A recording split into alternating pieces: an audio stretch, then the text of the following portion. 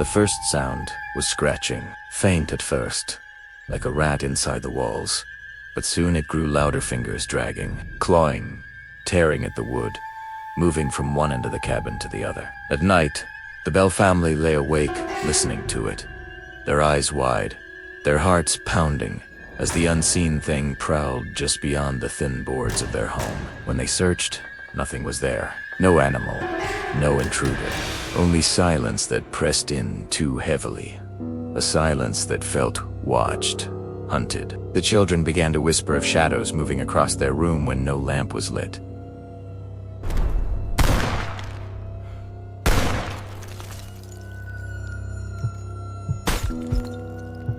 Elizabeth B. called Betsy, woke screaming one night as her blanket was ripped from her body and thrown across the floor. Invisible hands struck her face, leaving red welts that no one could explain. Her hair was pulled so hard her scalp bled, and yet there was no one near her. Each night, it grew worse, as though the unseen force fed on their fear, growing stronger with every terrified cry. John Bell, the father, tried to remain firm, but he too heard the voice. At first it was a whisper, his name, hissed from the corners of the dark. Then it became laughter, low and cruel, echoing in empty rooms.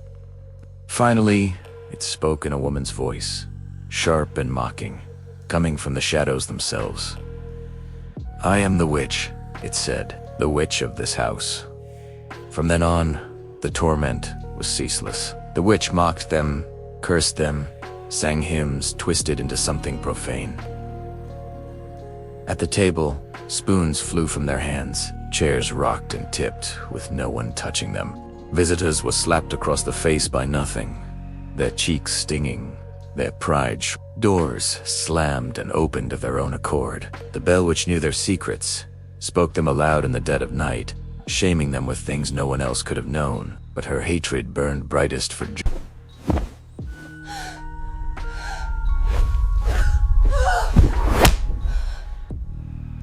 John Bell himself. He would sit in his chair by the fire, his face drawn, as the witch hissed in his ear. "I will kill you," she promised. "I will put you in your grave." And the more he weakened, the stronger she grew. His tongue would swell without reason, his jaw locking tight so he could not speak. His face contorted in pain as the family looked on helpless. Sometimes he was thrown to the ground, writhing as though something gripped him by the throat. And still the voice laughed, taunting them, savoring every moment of his suffering. Neighbors began to visit, drawn by tales of the haunting, and the witch did not hide. She sang to them in their own voices.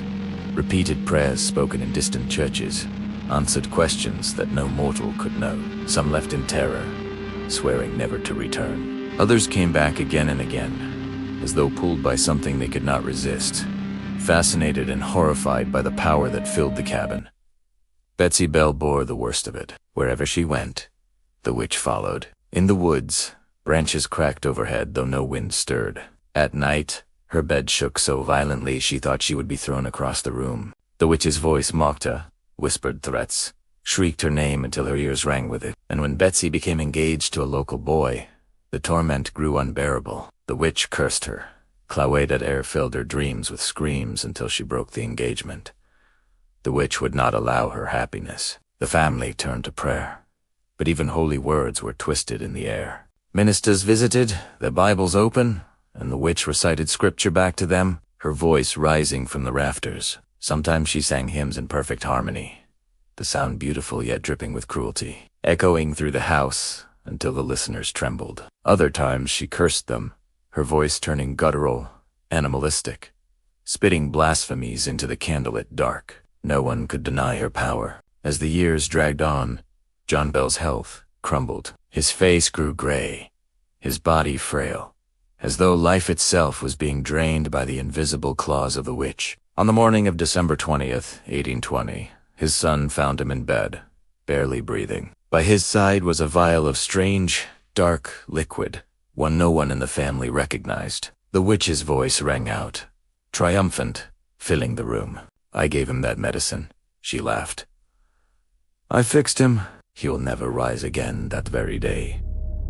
John Bell did. At his funeral, The witch did not stay silent. As the family and neighbors gathered in grief, her voice rose above them all.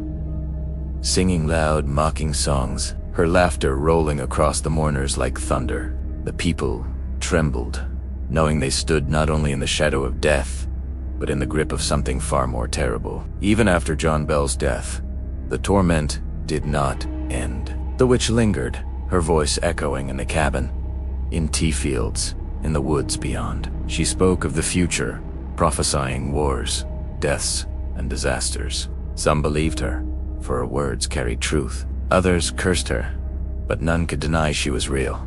Betsy Bell's life was forever shattered, her youth consumed by fear, her heart broken, her laughter silenced. Wherever she walked, she carried the eyes of the witch upon her. Visitors still claimed the bell, which remains in Adams, Tennessee. Some hear her voice at night, whispering from the trees, their names called in tones so mocking, so cruel, their blood runs cold. Others see her in the fields, a pale woman in the distance, standing still, watching, before dissolving into the shadows.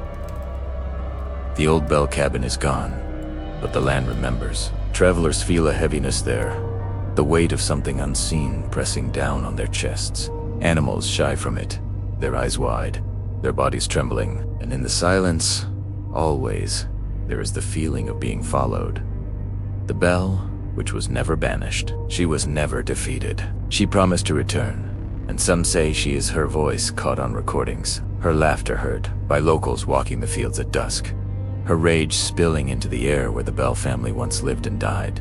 The land is cursed, forever tied to her, forever echoing with the dread she sowed. Even now, when the wind moves through the trees of Adams, some swear they hear her whisper, a warning, a threat, or perhaps an invitation. A voice that waits in the darkness, patient, hungry, watching. The Witch of Tennessee is not a story. She is there, and she has never left. No, please!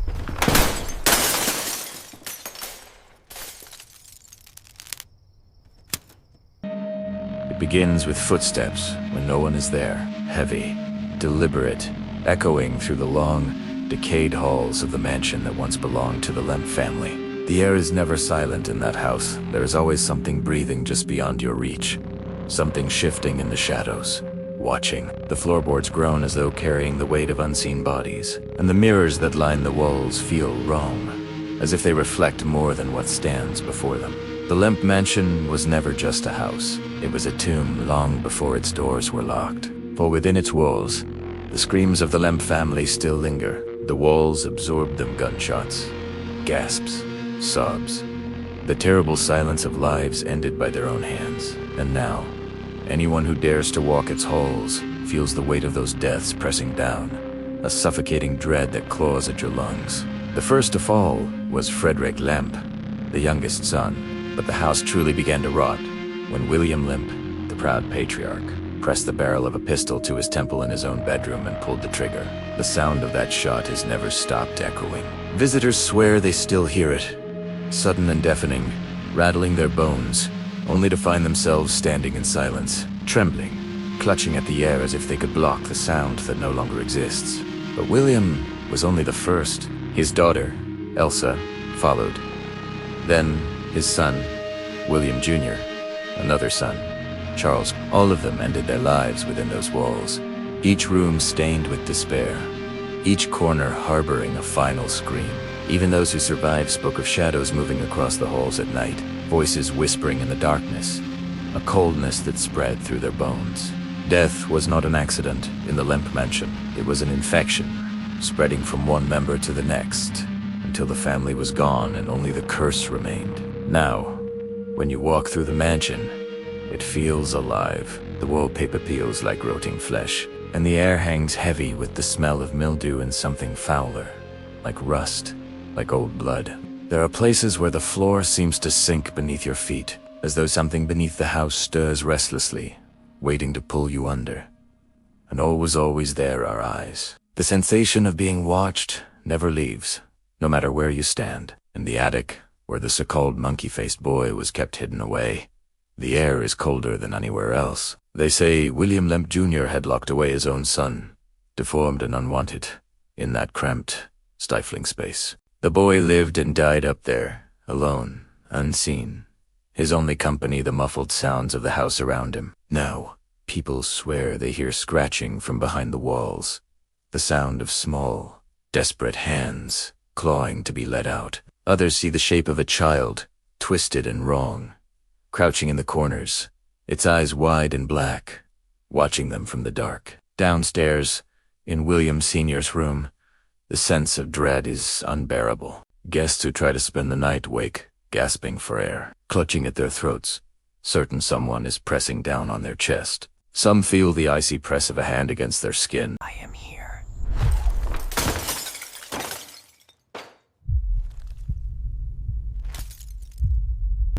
Fingers curling around their neck, tightening until they can no longer scream. Then, just as they're about to collapse, it stops, leaving them heaving and shaking in the stale air, convinced that William's despair has seeped into the very walls, eager to claim another victim. The voices are the worst. They whisper through the halls, low and guttural, sometimes laughing, sometimes calling your name. There are reports of footsteps pacing the hall outside locked rooms, of doors rattling violently on their hinges, of windows slamming shut with such force that the glass shatters, and in the dining room, where once the family gathered, chairs scrape across the floor by themselves, as though unseen figures are pulling them back to sit down for a meal long since abandoned. Some visitors have described a woman sobbing softly in the hallways. At first, they assume it's part of a tour, some effect to heighten the fright, but when they follow the sound, the sobs shift suddenly into laughter cold, mocking laugh that freezes the blood. Others swear they've seen her, a pale woman in white, standing at the end of a corridor, her face obscured by her hair. But when they approach, she vanishes, leaving behind only the sound of fabric dragging against the floorboards. The Lemp Mansion is not content to simply haunt its hunts.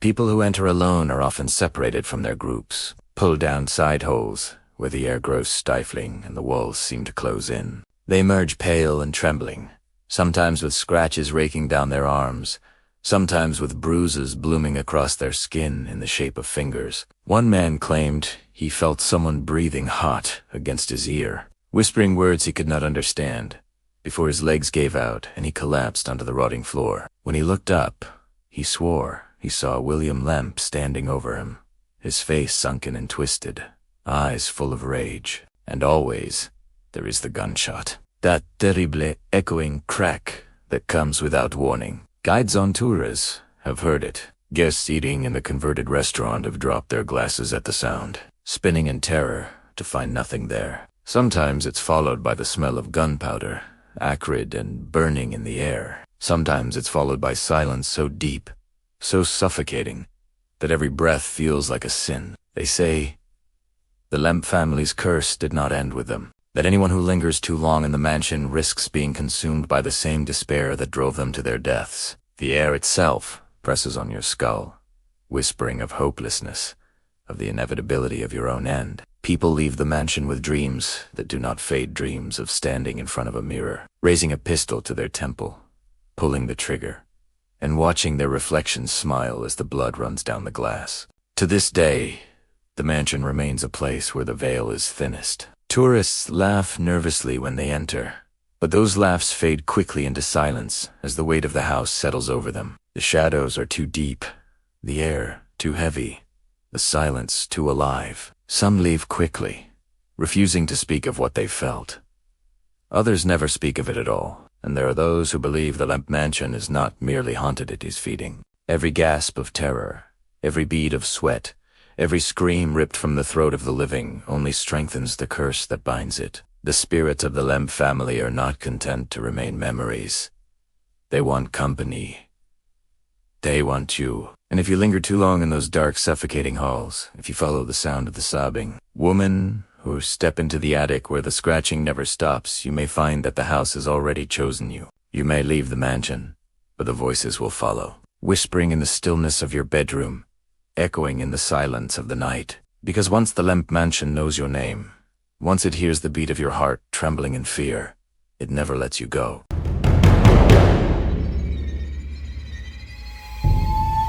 I am here.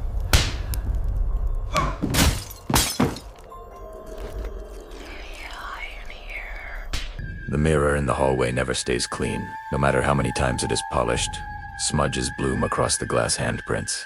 Faces, streaks, like something pressing against it from the other side. Guests swear they see figures behind their reflections, pale and watching, moving when they do not. That mirror has seen more than its share of grief. It has swallowed whole the souls of those who never left the Myrtles Plantation. The silence here is unbearable. The house itself feels alive, breathing in the humid Louisiana air, exhaling with the groans of old wood.